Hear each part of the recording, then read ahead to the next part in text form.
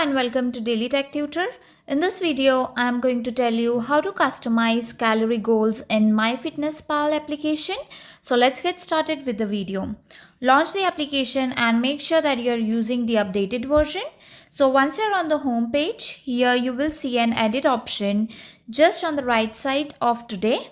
You need to click on that, and here under calories, you will see an option of edit goal. Click on this edit goal here.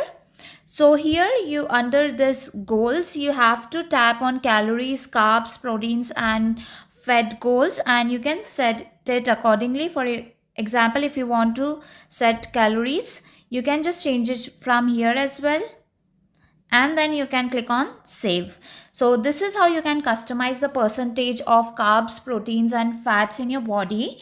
The percentage must add up to 100%. For example, this is 50.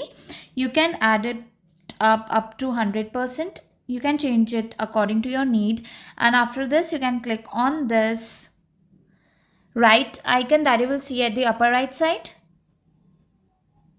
So this is how you can edit it. If the tutorial was helpful, please like and subscribe.